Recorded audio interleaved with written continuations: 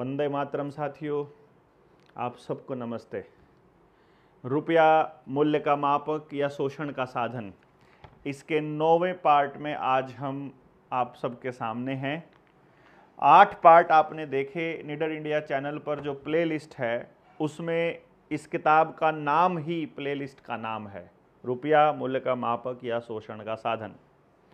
और इस 9वें पार्ट में आज हम आपको एक बहुत बड़ा टास्क देने वाले हैं। आज की जो बातचीत है, इस बातचीत को अच्छे से ध्यान से कॉपी पेन लेकर के बैठिएगा। ये वीडियो जब शुरू कर दी है एक बार तो चलने दीजिएगा, फिर से दोबारा खोलिएगा कॉपी पेन लेकर के। हो सकता है आज आप बाहर हों और फिर आप बताइएगा कि आज हम आपकी जो इस चर्चा के अंदर आपको क्या चीज़ें समझ में आई। आज तारीख है 16 मई 2025 और अभी हम लोग गांव फफड़ाना से आए हैं। लोगों से बात करने के बाद कल 17 तारीख है, गांव में ही मीटिंग है, तो 1-2 इंटरव्यू करने के बाद आज हम फिर इस वीडियो के लिए आपके सामने हाजिर हुए हैं ताकि आप लोगों तक जानकारियां ज़्यादा से ज़्यादा पहुंच सकें। अभी तक की 8 वीडियोज़ में आपने देखा कि कैसे रुपए के कूटकरण द्वारा आपकी लूटपाट का सिलसिला लगातार जारी है और अब जब रुपए को डॉलर के मुकाबले रख दिया गया है तो डॉलर की वैल्यू घटते ही रुपए की वैल्यू घट जाएगी, ऐसा कॉन्सेप्ट हमारी नई पीढ़ी के दिमाग में डाल दिया गया है। हमारी पीढ़ियां, जो मेरी उम्र के लोग हैं जिनकी 45-50 साल हो गई है, वो भी जेब में पड़े कागज के नोट को ही रुपया समझने लग गए हैं। और जो नई पीढ़ी है वो तो डिजिटल करेंसी को, यानी डिजिटल पेमेंट को, यानी कि डिजिटल ट्रांसफर को, डिजिट्स के ट्रांसफर को ही रुपया समझने लग गए हैं। ये बड़ा दुर्भाग्यपूर्ण है। लेकिन ये किताब यदि आप लोग अपने गांव में अपने बच्चों को पढ़ाएंगे और कोई एक व्यक्ति इसके ऊपर लगातार गांव में चर्चा करेगा तो आप सब लोग नई पीढ़ी को बताने में कामयाब हो जाओगे कि असल में रुपए में मौजूद सोने की मात्रा ही रुपया है। यानी कि यदि आपके मूल्य के मापक का मानक फिक्स है, स्थिरांक है, कांस्टेंट है, तो ही वो रुपया है। अगर उसकी वैल्यू घट बढ़ रही है तो आज आपके 100 रुपए में जितना सामान आ रहा है, हो सकता है वेनेजुएला वाला हाल हो जाए। और वेनेजुएला के अंदर तो 2019 में ये सिलसिला आया था कि 10 लाख रुपए का नोट छापने वाला जैसा देश बना था और उस देश के अंदर उस वक्त आधा किलो चावल की कीमत 10 लाख रुपया होती थी। तो आपके रुपए की वैल्यू भी हो सकता है इसी तरीके से घट जाए। मतलब उनकी जो उनकी करेंसी वेनेजुएला की वो नहीं है, रुपया नहीं है, परंतु ऐसी ही चीज़ें एक कंट्री के अंदर और हुई थी। तो आप जब सर्च करेंगे किसी भी सर्च इंजन पर कि भाई वेनेजुएला इकोनॉमिक क्राइसिस में क्या हुआ था, किस तरह से रेट डाउन हुए थे, तो आपको मालूम पड़ जाएगा, मतलब रेट बढ़े थे। तो वो महंगाई का पूरा खेल आपको ये समझना पड़ेगा। तो आज की जो ये चर्चा है, ये आपने बताना है कमेंट बॉक्स के अंदर कि क्या आप इस बात को समझते हैं। सिर्फ यस या नो नहीं लिखना, आपको बताना है यस हम समझते हैं या बताइए नो हम ये नहीं समझते हैं कि असल में सोना ही रुपया है। चांदी का रुपया लेकर जाओ बैंक में, 1 रुपये में लेता है, और लोहे वाले को भी 1 रुपये में लेता है। बैंक तो उस दोनों को 1 रुपया मान रहा है, लेकिन चांदी वाले रुपए में लोहे वाले रुपए लगभग 1000 से 1500 के बीच आएंगे। यहीं पर ठगी का पता लगता है। पर जब आपको मानक के बारे में पता चलेगा तो बैंक में हर ट्रांजैक्शन पर 10,000 गुना की लूट होती है। यह बात आपको समझ में आएगी। तो आज भी अगर अपने समाज में देखोगे, समृद्ध लोग कौन हैं? जो जबान पर ट्रांजैक्शन करते हैं, जिन्होंने कह दिया तो कह दिया, जो बैंकिंग ट्रांजैक्शन करते हैं, आपस में एक दूसरे के ऊपर भरोसा नहीं करते और सबूत रखते हैं ट्रांजैक्शंस का, जो जबान पर जिनका भरोसा नहीं है, उनके धंधे सबके चौपट हैं, सब कर्जे में हैं। ये खेल आपको समझना पड़ेगा। बनिया है, आप देख लीजिए, वो जबानी चलता है, सब कुछ बोल दिया तो बोल दिया, जिस रेट बोल दिया उसी रेट बोल दिया। दस्ती पैसा लेगा तो दस्ती देगा, मतलब हाथ से लेगा तो हाथ से देगा, और वो सबसे ज़्यादा तरक्की पर हैं। इसी तरह से जितने सटोरिये हैं, सट्टा लगाते हैं, जितने गैम्बलिंग करने वाले लोग हैं, जितने 2 नंबर का काम ड्रग्स बेचने वाले लोग हैं, ह्यूमन ट्रैफिकिंग का काम करने वाले लोग हैं, सब जबानी चलते हैं। वो लोग पैसा खूब कमा रहे हैं। आप जो अपना प्रोडक्ट बनाते हैं, मेहनत करते हैं और ट्रांजैक्शंस का बैंक के थ्रू करते हैं, आप कर्जा लेके भी थक चुके हो और आपका कर्जा उतर नहीं रहा है, ये खेल आपके साथ हो रहा है। तो आज हम आपको सिर्फ इतना बताने वाले हैं कि इस कैलकुलेशन को समझिएगा। चूंकि पूरी दुनिया में हमेशा से ट्रेड या व्यापार रुपए के माध्यम से होता आया है और रुपये का जो मानक था वो सोना ही था, तो चूंकि हम सोने के माध्यम से करते आए हैं तो सोना ही रुपया माना जाता था। जब ये बैंकर्स आए, असल में ये लुटेरे थे, समुद्री लुटेरे, जो रॉथस्चिल्ड फैमिली के लोग हैं, जो आजकल बैंकिंग सिस्टम के मालिक बने बैठे हैं पूरी दुनिया के। ये रॉथस्चिल्ड फैमिली के लोगों ने राजाओं के साथ संधियां करके, उनके साथ सेटिंग करके ये इंतजाम किया कि सत्ताएं किसी की भी बनी रहे, टैक्स कलेक्शन और रुपए छापने की जो इजाजत या परमिशन वो इनको मिली रहे। ठीक है, चल रहा है, कोई दिक्कत नहीं। अब इसके अंदर एक गेम चला कि अब इसमें ये समझना पड़ेगा आपको कि भाई वो जो पर्चियां छापी कि मैं धारक को इतने रुपए देने का वचन देता हूं, वो पर्चियां ही लूट का असल कारण बनी। अब आपको ये देखना है कि जो उन्होंने आपको उस वक्त रुपए का सिंबल दिया था कि सोना हमारे पास जमा कर दो, पर्ची ले लो, सोना दे दो, पर्ची ले लो। बैंक में भी आरबीआई के पास जितना सोना होगा उतनी ही पर्चियां छाप सकते हैं, उतना ही नोट छाप सकते हैं, ये सारे कानून आपको पता है। अब अगर बिना किसी कानून के छाप लिए तो वो नकली हो गई, नकली पर्ची को आप असली मान के चलते हैं, दुकान पर भी आपने ये चलाए हैं। तो असल में जिस रुपए के बैक एंड पे सोना रखा है वो असल रुपया है, बाकी सारा नकली है।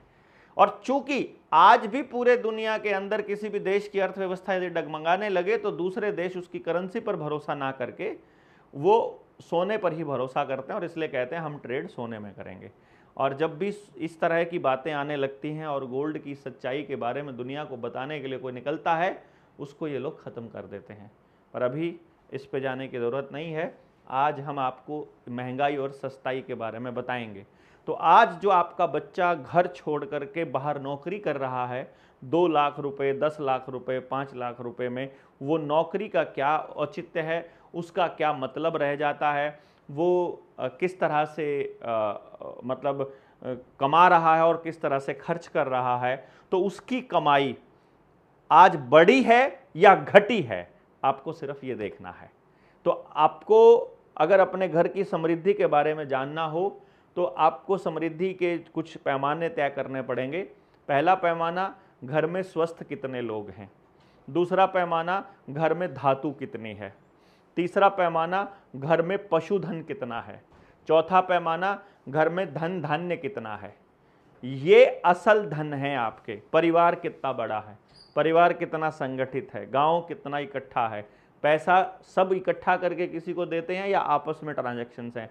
ये पैमाने कुछ समृद्धि के पैमाने हैं जहां आप चिंतित कितने हो। मान लो आपके साथ कुछ हो जाए तो आपकी अगली पीढ़ी के लिए अरेंजमेंट्स क्या हैं। ये आपकी असल समृद्धि के पैमाने हैं जो हमको तय करने होंगे। तो आज आपको कमाई वर्सेस खर्चा ये देखना है, तो हम आपको ये बताएंगे और आप इससे आप कैलकुलेट कीजिएगा कि आज यदि हम पिछले ज़्यादा नहीं तो 50 साल का एग्जाम्पल ले लेते हैं, 50-55 साल पहले यानी 1970 में, जैसे बहुत से लोग हमको ये कहते हैं कि जी आप तो हमें पिछली दुनिया में लेकर जाना चाहते हो। कुछ लोग ये कहते हैं कि आप हमें मतलब बैक में लेकर जाना चाहते हो। तो आज की ये चर्चा सिर्फ ये बताएगी कि हम आपको बैक में लेकर जाना चाहते हैं, गरीब बनाना चाहते हैं या समृद्ध बनाना चाहते हैं, सिर्फ ये देखिएगा। और हम सारी कैलकुलेशन एक चीज के रेफरेंस में देखेंगे और वो चीज रेफरेंस होगा, वो केंद्र बिंदु होगा सोना। यानी आपकी कमाई को भी सोने की बराबर में तोलेंगे और आपके खर्चे को भी सोने के मुकाबले में तोलेंगे, आपकी सैलरी को भी। तभी तो एक चीज कांस्टेंट होगी, तभी तो पता चलेगा ना कि महंगाई है कि सस्ताई है। तो पहले आपकी कमाई में क्या क्या आता था, कितना सोना आता था और आज कितना आता है, आपको यह कैलकुलेट करना है। क्योंकि सोना वही है जैसे अनाज है। देखो, रुपए की वैल्यू घटने बढ़ने का यह मतलब नहीं है कि आप सचमुच आपके रुपए की वैल्यू घट रही है। जो धन केवल वो है जिसकी वैल्यू कभी नहीं घटती। जैसे 1 किलो अनाज में जितनी रोटियां आज से 10 साल पहले बनती थी, आज से 100 साल पहले बनती थी, 1 किलो अनाज में आज भी उतनी ही रोटियां बनती हैं। जितनी कैलोरी तब देता था गेहूं या चना या कुछ भी बेसन, कुछ भी चीज़, उतनी कैलोरी आज मिलती है।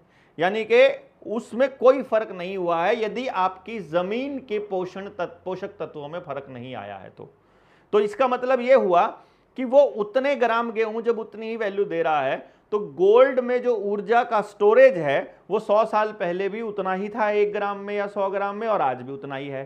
तो वो कांस्टेंट लिया है हमने, और जब भी किसी चीज को मापना होता है तो एक चीज को फिक्स करना होता है, तभी पता चलेगा ना कि ये चीज फिक्स है।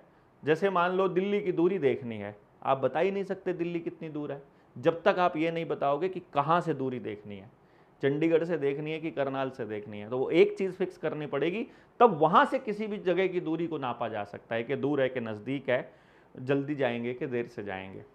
तो अब आपको समझना है कि गोल्ड के मुकाबले में, तो मैं आपको आज के मुकाबले आज की चीजें भी बता देता हूं, और चूंकि ये जो किताब है पिछले साल हमारी नवंबर में लॉन्च हुई है, तो जो कैलकुलेशंस है वो नवंबर 2024 से पहले की हैं।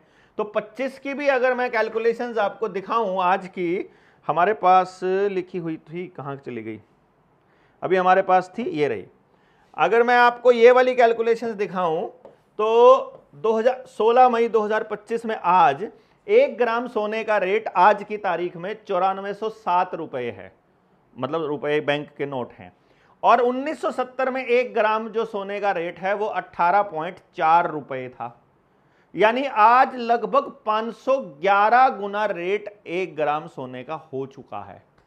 तो आज आपकी कमाई यदि 1970 की कमाई से 511 गुना है, फिर तो ठीक है, फिर तो आप अमीर हुए हो, फिर तो आपकी तरक्की हुई है। और यदि आपकी कमाई 1970 की कमाई से 511 गुना से कम है तो आप गरीब हुए हो, समझो। इसका मतलब है कि अब आपके घर से धन, परिवार, सेहत, सोना सब गायब हो चुका है, पशु सब खत्म हो चुका है। इसका मतलब ये है, इसका मतलब आप सब कुछ बाजार के ऊपर निर्भर हो गए हो। और उस वक्त जो गेहूं का 1 क्विंटल का रेट था, जो 2000 आज की तारीख मतलब इस 2025 में, वो 2425 रुपये प्रति क्विंटल है। तो कॉपी पेन लेकर कैलकुलेशंस करनी है। ये कैलकुलेशंस इस किताब में बड़े अच्छे से एक्सप्लेन की हुई है, वही आपको ये एक्सप्लेनेशन आपको समझना है ताकि आप अच्छे से इसको समझ पाओ। अब 1970 और 2024 की कीमत का तुलनात्मक विश्लेषण करते हैं हम। 50 रुपया प्रति क्विंटल उस टाइम पर गेहूं है, और 1 क्विंटल गेहूं की मुद्रा में की कीमत अगर 50 रुपए मान ली तो सोना 184 रुपये प्रति 10 ग्राम है, वही 18.4 रुपये 1 ग्राम का रेट। तो इसका मतलब यह हुआ कि 50 क्विंटल अगर हम गेहूं 1 क्विंटल यदि गेहूं बेच रहा है किसान, तो उस वक्त उसे 1 क्विंटल गेहूं में 2.717 ग्राम सोना मिलता है। तो हमें क्या मांगना है, यदि आपसे कोई ये कह दे कि भैया 1970 में तो आपको 50 रुपये प्रति क्विंटल गेहूं मिलता था, रेट मिलता था मंडी में, और आज आपको 2500 रुपये रेट मिलता है या 2400 रुपये रेट मिलता है, तो कहने को तो 500 और 2500 में कितने गुने का फर्क हो गया, 50 गुना का फर्क हो गया। लेकिन अभी अभी मैंने आपको क्या बताया कि सोने का रेट बढ़ गया उस वक्त के मुकाबले में 511 गुना, और आपके गेहूं की वैल्यू बढ़ी मात्र 50 गुना, यानी कि आपके साथ में करीब करीब 10 गुना की ठगी हो गई। 1 लाख रुपया की से ठगी को अगर 1 लाख रुपया अगर डिफरेंस हो तो 10 लाख की ठगी हो गई, एक तरह से आप ये समझो। तो अब इसको आप ऐसे समझिएगा कि किसान उस वक्त यदि 1 क्विंटल गेहूं बेचता था तो उसको लगभग 3.25 ग्राम सोना मिलता था। अब 2024 में जो एमएसपी जो रेट था गेहूं का वो 2170 रुपये था, और उसके मुकाबले में जो सोने की जो मात्रा है या उसको अगर हम देखें तो दिखने में तो 50 रुपये पहले था और अब 2170 है। तो लगभग हम ये मान सकते हैं कि 40 गुना के करीब में मतलब हमारा जो गेहूं का रेट बढ़ा है, 40 गुना, यानी फर्क कितना आया, 2120 रुपए का फर्क आया। और उस वक्त 1970 में जब हम देख रहे हैं तो आज कितना देख रहे हैं उसके हिसाब से कैलकुलेशन करते हैं कि 2024 में यदि उसी रेट में देखा जाए 2170 रुपए के हिसाब से यदि देखा जाता है जो एमएसपी का रेट है, तो उसमें आज जो सोना, उस वक्त सोने का जो रेट है वो 10 ग्राम का भाव 6500 रुपए था, तो 65,000 था। तो उसके हिसाब से जो सोना मिलता है 1 क्विंटल गेहूं में वो 0.3338 ग्राम मिलता है, यानी आधे ग्राम से भी ज्यादा। और उस वक्त मिल रहा है 3.25 ग्राम, यानी अगर कैलकुलेशन कर दी जाए 3.25 ग्राम, यानी इस ये वाला जो अमाउंट है इसको यदि लगभग 3 मान लिया जाए और इसको 3 मान लिया जाए, तो ये तो कितनी कैलकुलेशन में फर्क हो गया, आप इसको लगा के हिसाब लगा के देख लीजिएगा। ये अगर 3 कर दें 10 गुना का तो रेट हो गया ना कम से कम का, वो 3 ग्राम है, 0.3 ग्राम है। अब हम क्या कह रहे हैं कि इसका मतलब ये हुआ कि आज हमारे पास जो किसान को जो वैल्यू कम मिल रही है, यानी पहले मिलता था 2.717 ग्राम और अभी मिल रहा है 0.338 ग्राम, तो 2.383 ग्राम सोना कम मिल रहा है आज के टाइम पर किसान को उसके 1 क्विंटल गेहूं की कीमत में। अब आप इसको देख लीजिए, आपका शोषण हुआ या आपको वैल्यू दी गई। और यदि इस कैलकुलेशन को हम करें आज के टाइम पर कि एमएसपी कितना होना चाहिए, यदि हम सोने के भाव के साथ गेहूं को कंपेयर करें, क्योंकि सोना ही है हर चीज की कीमत, बस ये समझ लीजिएगा रुपए में मौजूद सोने की मात्रा ही रुपया है, वैध रुपया है और कुछ नहीं है। अगर कुछ और चीज के बराबर रुपए की वैल्यू रख रहे हैं तो सब बकवास है, झूठ है, फ्रॉड है, धोखा है, ये समझ के आपको चलना है। तो आज यदि वही रेट लगाते हैं तो आपके 1 क्विंटल गेहूं की कीमत होनी चाहिए 17,660.5 रुपया, तब जाकर के किसान के साथ न्याय होगा। यानी अगर किसान को अपनी एमएसपी छोड़िए, यदि अपनी कीमत 1970 के भाव में भी चाहिए तो भी इस टाइम पे लगभग 17,660 रुपया उसके 1 क्विंटल गेहूं की वैल्यू होनी चाहिए, परंतु आपको वो नहीं मिलेगी। इसीलिए आपके साथ धोखा चलता रहेगा और इसमें आपको कभी मालूम नहीं चलेगा। कपास वाले मामले पर मैंने प्रकाश पौरे साहब की एक वीडियो को भी शेयर किया था और उनको कोट किया था। मैंने बताया था कि जब वो बताते हैं कि अपनी दादी का एग्जाम्पल बताते हैं, फिर अपनी मदर का और फिर अपना और फिर अपने बच्चों का, तो वो बता रहे हैं कि हम 1 क्विंटल कपास, जो क्योंकि महाराष्ट्र में कपास की काफ़ी खेती होती है, तो वो जब उस कपास का एग्जाम्पल लेते हैं तो बड़ा बड़ा धोखा निकल के आता है सामने। तो कपास उगाने वाले किसान अगर कपास की तुलना उसी हिसाब से करने लगें कि जब गेहूं का रेट 50 रुपये प्रति क्विंटल था, उस वक्त कपास का 1 क्विंटल का रेट 185 था और 10 ग्राम सोने का रेट 184 था। यानी लगभग आपके पास यदि 1 क्विंटल कपास है तो उसमें 10 ग्राम सोना मिल जाता था। यानी 1 क्विंटल कपास में 1 तोले सोना, आजकल तोला बोलते हैं, तोला तो 11.664 ग्राम होता है, 10 ग्राम सोना मिल जाता था। मतलब 1 क्विंटल कपास बेची और एक सोने की चेन एक तोले वाली 10 ग्राम वाली बना लाए। मतलब ये इस तरह का जुगाड़ अपने पास करते थे। अब इसी चीज़ को यदि 2024 में ले आओ तो कपास का जो रेट है वो 185 रुपये से बढ़ करके 7,020 रुपया हो गया है। और उसका कंपैरिजन यदि आज करते हैं तो उस कंपैरिजन के हिसाब से आज हमारे पास जो सोना जो मिलता है आज के टाइम पर इस कपास में और सोने के भाव के हिसाब से 1 क्विंटल कपास में आज 1 ग्राम मिलता है सोना। 10 गुना की ठगी यहाँ पर हो गई। वहाँ पर भी गेहूं के साथ भी 10 गुना की ठगी हो रही है, यहाँ पे 10 गुना की ठगी हो रही है। यानी कि आज यदि उसी रेट को हम देख लिया जाए कि 8.974 ग्राम सोना उसे कम मिलता है 1 क्विंटल कपास में, और वो कंपैरिजन यदि करें कि आज अगर सोने का वही भाव लिया जाए जो 1970 का लिया था और कपास का भी वही भाव लिया जाए और उनको कंपेयर किया जाए, 1 क्विंटल कपास की आज की कीमत होनी चाहिए 65,351 रुपया। अब ये कैलकुलेशन आपको समझ में आई कि नहीं आई मुझे नहीं मालूम, पर आपको ये बताना पड़ेगा कि आपके लिए, किसान के लिए इतनी ठगी क्यों है।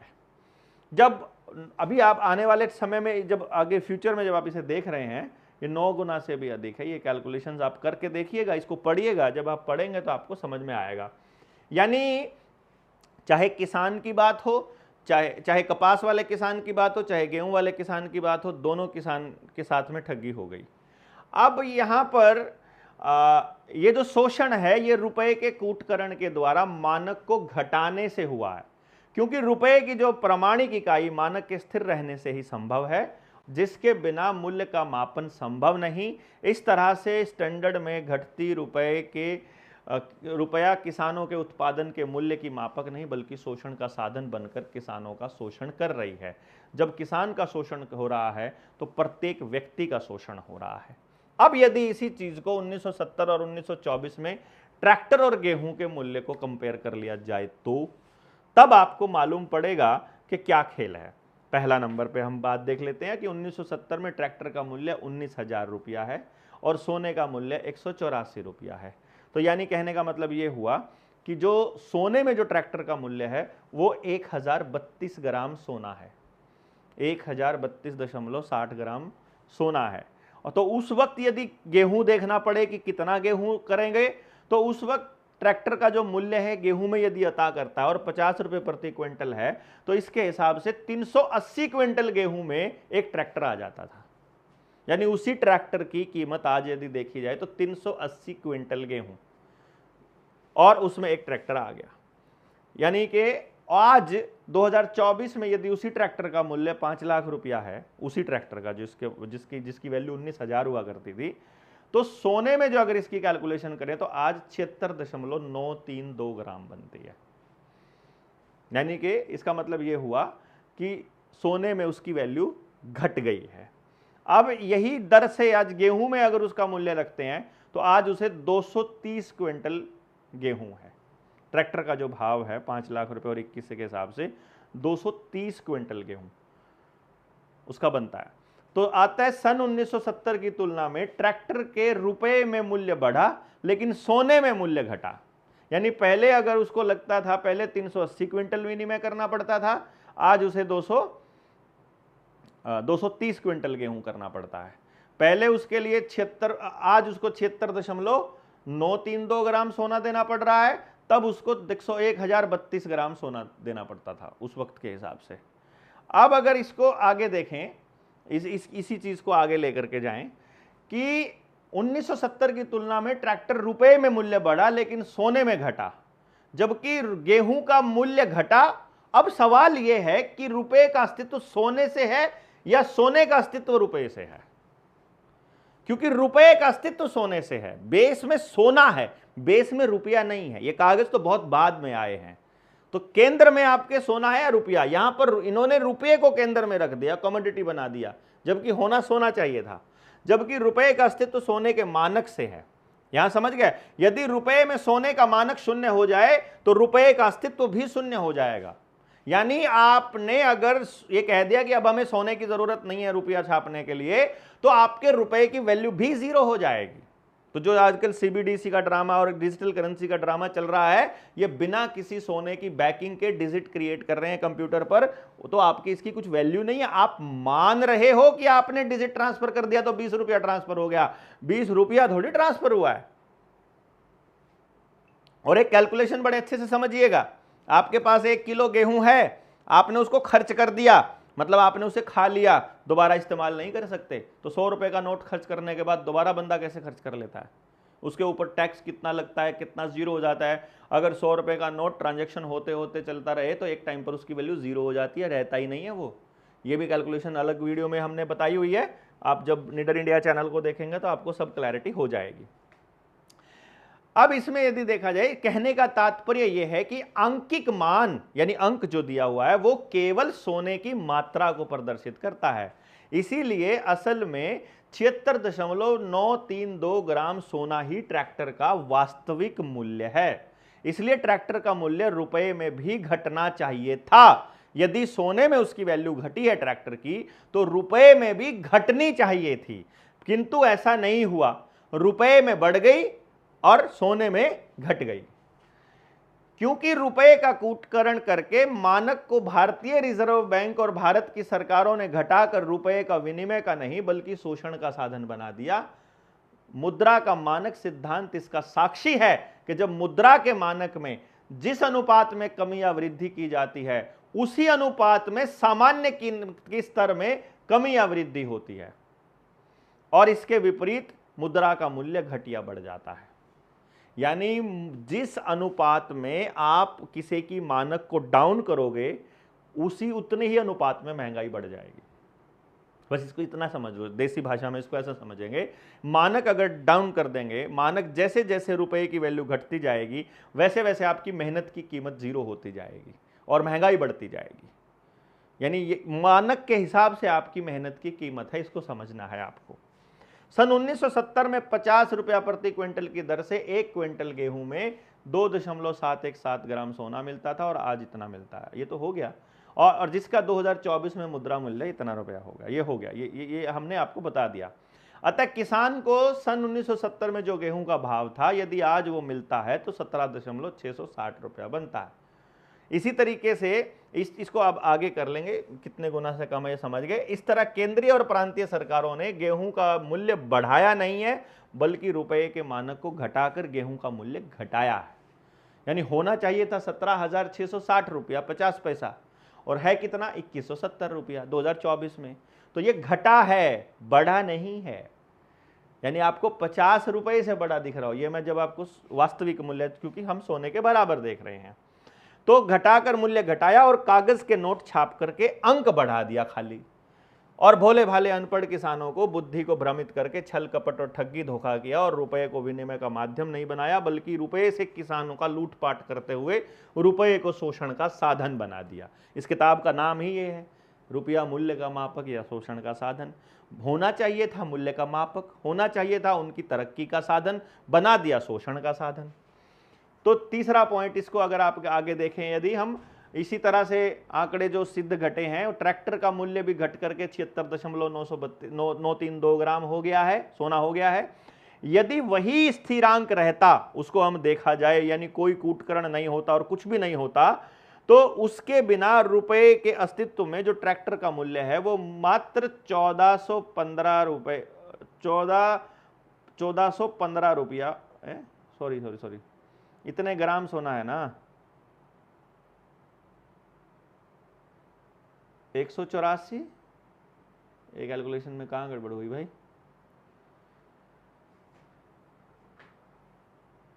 तो आज ट्रैक्टर का मूल्य 1415, 1970 के भाव से गेहूं के मूल्य में 28 क्विंटल गेहूं, और 2024 के भाव से 1415 रुपए में 0.65 क्विंटल गेहूं होना चाहिए। यानी हमारे पास है जिसके बिना मुद्रा का प्राण है, जिसके बिना रुपए का अस्तित्व संभव नहीं, तो 76.932 ग्राम सोने में ट्रैक्टर मिलता। तो आज 76.932 ग्राम 184 के भाव से, 184 क्यों कैलकुलेट किया? ये कैलकुलेशन आपको देखनी पड़ेगी, 184 कहाँ से आया ये? 184 रुपये 10 ग्राम, प्रति 10 ग्राम का रेट था ना। अच्छा, 10 ग्राम से डिवाइड किया हुआ प्रति ग्राम के हिसाब से 1415 रुपये होना चाहिए था। इसका मतलब ये कह रहे हैं, जो लाखों में चल रहा है आज, जो उस टाइम के रेट के हिसाब से बता रहा है। इसको कैलकुलेशन को हम दोबारा कर लेंगे, जो अगली वीडियो आएगी 10वां भाग, उसमें हम इसकी कैलकुलेशन को बता देंगे। 1970 में 50 रुपये प्रति क्विंटल की दर से गेहूं का सोना, किंतु 24 में उसी का मूल्य 2170। ये कैलकुलेशन सारी हो चुकी है, कितने ग्राम सोना है बुझ हो गया, वो बता दिया आपको कि 16,000 होना चाहिए था। इस रहस्यमयी पहेली की बुझौनी बुझाते किसानों के उत्पादन को केंद्रीय सरकार और भारतीय रिजर्व बैंक चौड़े मैदान में लूट रहे हैं, जिससे खेतीबाड़ी मरणासन हो गई है। यानी कि खेती घाटे का सौदा हो गई है और खेत खलिहान शमशान बनते जा रहे हैं। किसान आत्महत्या कर रहे हैं, आप देख रहे हैं। खेतीबाड़ी छोड़कर किसान पलायनवादी होता जा रहा है और कुछ सालों से भारी संख्या में किसानों द्वारा आत्महत्या की जा रही है, जिसका प्रमुख कारण रुपए का कूटकरण के द्वारा शोषण है, जिसमें लिप्त है रिजर्व बैंक, भारत सरकार के जो केंद्रीय मंत्रालय में बैठे लोग, और किसानों की हत्या के दोषी हैं या नहीं, ये आप बताएंगे। तो अभी एक तीसरा बिंदु और हमको देखना है बस खाली, कि भाई मजदूर की मजदूरी का यदि विश्लेषण कर लिया जाए 2024 और 1970 के मुकाबले में, उस टाइम एक दिन की मजदूरी 5 रुपये थी। आज की मजदूरी यदि 500 रुपये है, तो फायदा हुआ कि घाटा हुआ, ये कैलकुलेशन कर लेते हैं। इसमें हमने 2024 की जो मजदूरी है वो 300 रुपया लिया है। तो 1970 में मजदूर की एक दिन की दिहाड़ी 5 रुपया है, और उस टाइम पे 5 रुपये में यदि हम देखें तो 271.73 मिलीग्राम सोना उनको मिलता है। 777 मिलीग्राम सोना की अगर वैल्यू लें तो लगभग उसका 1/3 उनको मिल जाता है उस टाइम पर, उस एक दिन की दिहाड़ी में 5 रुपए में। अब अगर यदि गेहूं की बात करें इसमें, तो इस 50 पैसा प्रति किलोग्राम के हिसाब से, यानी 50 रुपए क्विंटल के हिसाब से 10 किलो गेहूं आ जाएगा।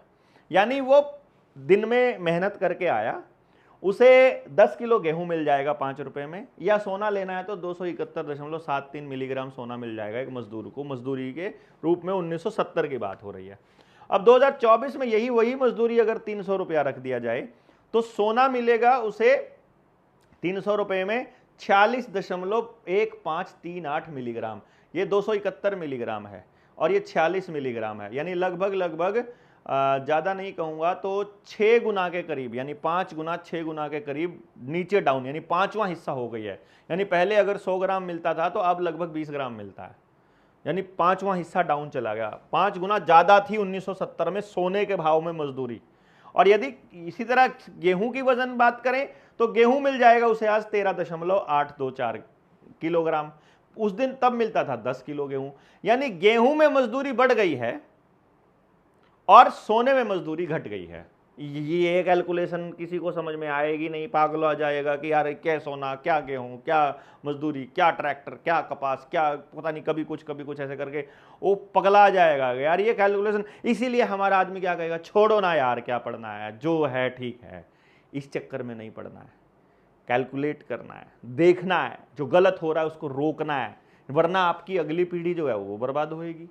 कभी वो मजदूर बनेगी, है ना, कंपनियों में मजदूर बने हुए हैं ना बच्चे, प्राइवेट कंपनियों में काम करते हैं ना, 30,000 रुपया कमा रहे हैं, गुड़गांव में रहते हैं, 20,000 का मकान का किराया निकल जाता है, 10,000 रुपये तेल के आने जाने के खर्च हो जाते हैं, कोई कुछ पैसा बचता नहीं है, पूरा दिन जहरीली हवा में सांस लेते हैं और रुपया बचत का एक नहीं मिलता है। घर में किसी की मदद नहीं कर सकते प्राइवेट कंपनी में काम करने वाले। दूसरा कोई और काम करता है तो उन्हीं प्राइवेट कंपनियों के वहाँ ग्रुप हाउसिंग बनी हुई है, उन्हीं के फ्लैट ले लेते हैं, उसी कंपनी में नौकरी करते हैं, कंपनी से जो सैलरी मिलती है उसी सैलरी से उसी कंपनी का मकान खरीद लेते हैं, वही कंपनी हवा में बेच करके जिंदगी भर उसकी इंस्टॉलमेंट दे के पे करते रहते हैं। गाँव भी गया, खेत भी गया, मेहनत भी गई, मजदूरी भी गई। अब वो AC के बिना जिंदा नहीं रह सकते हैं, उनकी जिंदगी ऐसी हो गई। तो गुलाम बन गए कि नहीं बन गए, उनसे मालूम भी नहीं है कि वो गुलाम बन गए हैं। एक तरीका है कि 50,000 रुपया कमाओ, 1 लाख रुपया कमाओ, एक भी रुपया ना बचे। और दूसरा यह है कि गांव की शुद्ध आबो हवा में रहे, 10,000 रुपया कमाए और 10 के 10 बचें। तो कैसी जिंदगी चाहिए आपके बच्चे को, ये कैलकुलेट आपको करना है कि हेल्दी भी रहे, परिवार के पास भी गए, रोज घर की रोटी भी खाए, शुद्ध हवा में भी रहे, गांव को भी बचाए, खेती को भी बचाए, जमीन को भी बचाए, लड़ाई लड़ना भी सीखे और पसीना बहाना भी सीखे। डिपेंड आपको देखना आपको है कि आप कैसी ज़िंदगी अपने बच्चों के लिए चाहते हो। मन ने तो अपने बच्चे को बोल रखा है बेटा नौकरी ना ही करे तो बढ़िया है, तो कहीं फॉर्म भी हम लोग नहीं भरवाते हैं। भरेंगे तो कोशिश यही करेंगे कि थोड़ा सीखा छोड़ के आ गए, सीखा छोड़ के आ गए, जैसे उसके बापू छोड़ाया, जैसे उसकी माँ छोड़ाई। अभी आपको इसी को थोड़ा सा और कैलकुलेट कर लेते हैं। जैसे अगर कैलकुलेशन करते हैं कि भाई मजदूर को जो 1970 की तुलना में मिलता है तो कितना 3.82 ग्राम किलोग्राम अधिक गेहूं मिला। चलो छोड़ो 1900, अगर हम इसी बात करें तो आज हम इसको ओवरऑल करें कि आज 1970 की जो मजदूरी रुपए में अगर मिलती है और सोने में, तो मजदूरी 271.73 मिलीग्राम थी, जो कि आज बढ़कर घट करके 225.50 मिलीग्राम कम है, यानी कि वो 46.15 है, ऊपर कैलकुलेट किया था। यानी इतने मिलीग्राम सोना कम मिलता है आज की मजदूरी के हिसाब से। और 1970 की मजदूरी में सोने का जो भाव है उस टाइम पे, यदि वो भाव आज कर दिया जाए, यानी आज उसे उतना ही सोना दे दो, यानी मैं क्या कह रहा हूं कि मजदूर ये कह दे कि 1970 में जो मेरी 5 रुपया मजदूरी थी उसमें मुझे 271.73 मिलीग्राम सोना मिलता था, आज मैं एक दिन की दिहाड़ी करता हूं, मुझे इतना सोना दे दो, मुझे तुम्हारे पैसे नहीं चाहिए। तो भैया जी आज जो उसकी मजदूरी का जो रेट बनेगा एक दिन का, वो बनेगा 1766 रुपया। यानी आपको मिल कितना रहा है 300 रुपया, बनेगा कितना 1766 रुपया 245 पैसा, जो भी पैसा कह लो आप इसको। यानी कि अब आप मुझे बताइए कि मजदूर के साथ ठगी हो रही है कि मजदूर की दिहाड़ी बढ़ी है। मजदूर की दिहाड़ी जब मनरेगा के जरिए बढ़ाई थी उस वक्त कांग्रेस ने नकली नोट छापे थे, और जब नकली नोट छपेंगे तभी रेट बढ़ेंगे चीज़ों के। सीधी सी बात है, कैलकुलेशन समझ लो बस आप। यानी जिस साल रेट बढ़े हैं समझो नकली नोट छपे हैं, और वो आपका 1 रुपया होता है, उधर वो 1 लाख 10,000 छाप लेते हैं 1 रुपये के बराबर में। तो अब आप इस कैलकुलेशन को समझना है। यदि यही चीज आप गेहूं में तक कैलकुलेट करो, यदि उसी किलोग्राम मजदूर को अगर गेहूं में कैलकुलेट करो 2024 और 1970 का, तो आज उसे 67.569 किलोग्राम गेहूं कम मिलता है। अब आप देख लो इसको किस तरह से करते हो। यानी आज 81.393 किलोग्राम में वो मिलता है मजदूरी में, और 1924 मजदूरी में 13.824 से 81, इतना घटा लो, ये बन जाएगा, तो आपको मालूम पड़ जाएगा। अब 1970 और 1924 के प्रतिदिन की मजदूरी का तुलनात्मक आंकड़ा क्या कहता है, इससे आप समझ लीजिए कि यह तुलनात्मक आंकड़ा भी केवल और केवल रुपए के कूटकरण की वजह से ही हुआ है। अब अगला सवाल आता है कि मुद्रा रुपया कहाँ छापा जाता है। ये बात हम आपको इस पूरी सीरीज़ के अगले पार्ट में हम आपको शेयर करेंगे।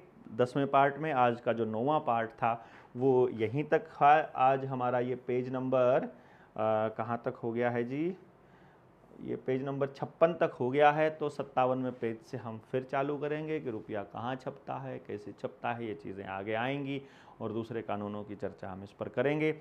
आप जुड़े, कमेंट बॉक्स में बताइएगा कि कैसा रहा आपका इस वीडियो के अंदर आपकी चर्चा। थोड़ा बहुत कन्फ्यूजन होगा, लेकिन कैलकुलेशन करके आप बैठेंगे तो वो कैलकुलेशन का जिक्र भी आप इसमें कीजिएगा। हमसे कोई गलती इसमें बोलने में हुई है, उस त्रुटि को मानवीय त्रुटि समझ करके सही चीज़ें कैलकुलेशन में डाल दीजिएगा, आपको सारी चीज़ें पता चल जाएंगी। बाकी के जो 8 पार्ट हैं वो निडर इंडिया चैनल के ऊपर हमने प्लेलिस्ट बनाई हुई है, उस प्लेलिस्ट पर जा करके आप देख सकते हैं। तो आप सब साथी जुड़े और इस वीडियो को यहाँ तक देखा। हमें आप यदि जनता सरकार मोर्चा से जुड़ना है तो 95 18 17 0000 पर मैसेज भी कर सकते हैं, वहाँ पर जुड़ भी सकते हैं, मिस्ड कॉल भी कर सकते हैं, और हमें इसी नंबर पर आर्थिक सहायता भी भेज सकते हैं। हम लोग एक्चुअली आर्थिक क्राइसिस में हैं, और फिर वो कहेंगे ये तो नकली नोट हैं, इनको लेते हो, ये तुम इनको नकली बोलते हो और लेते हो। अभी आपका भरोसा इस पर है, इसलिए हमारा विनिमय इससे हो रहा है। असल में हमको रिसोर्सेज की ज़रूरत होती है, वो रिसोर्सेज मिल जाएं तो हम ये डिजिट भी आपसे कभी ना मांगे, पर वो गांव जब इकट्ठे होंगे और लोग इकट्ठे होंगे तब रिसोर्सेज भी आ जाएंगे। तब तक के लिए आपको यहाँ ऐसे ही मदद करनी पड़ेगी, और कोई ऑप्शन हमारे पास नहीं है। तो इस 95 18 17 0000 वाले नंबर पर आप उस पर वो क्या कहते हैं डिजिटल ट्रांजैक्शन भी कर सकते हैं, और करण के नाम से ये आएगा, और लेकिन अकाउंट जो है वो इस अपना GSM भारत का ही अकाउंट में जाएगा। तो आप सब लोग जुड़े, इसके लिए बहुत बहुत धन्यवाद। जय हिंद, जय भारत।